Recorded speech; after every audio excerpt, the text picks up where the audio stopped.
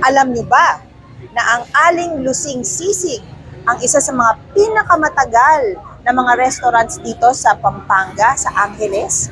Almost 50 years na sila dito. At para makita po ninyo, alika, samahan nyo kami at tikman natin yung pinakasikat na sisig dito po sa Angeles, Pampanga at sa buong Pilipinas. Let's go!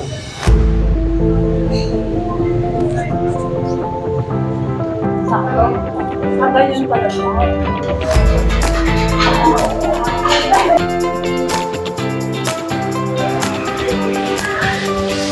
Yung third generation na ng pamilya ni Aling Lusing, si Miss Carmina Pangilinan. si Carmina Pangilinan. Miss Carmina, ilang taon na ba tong branch? Ito yung original branch, ano? Ano, gaano katagal na tong main branch niyo?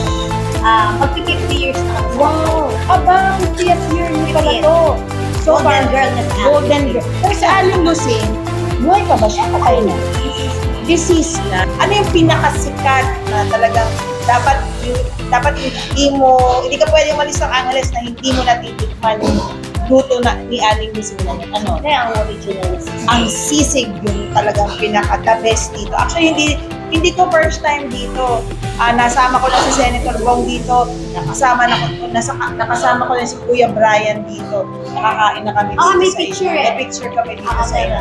So, ito po ang Kapampangan Delicacy na bihira po ang gustong kumain kasi hindi pa sila sanay.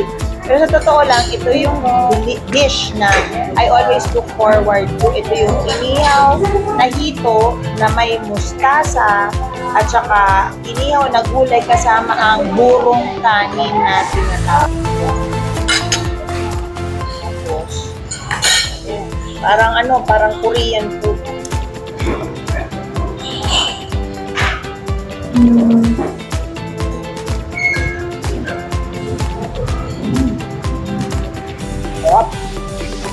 So ito po ang pinagmamalaking ating Lusing Sisig.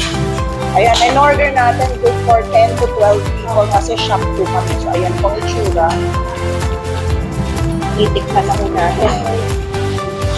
Itikman na po natin. Ang malinamnam at pinagmamalaking sisig.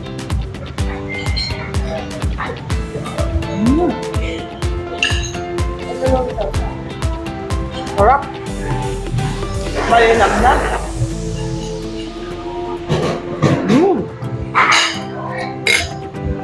Basta pag sisig ang pinag-usapan, Aling Lusing is the best. Dito po sa Angeles, Pampanga, sa Valdez Street, yung malapit sa Riles ng tren. Okay? Salamat po. Thank you.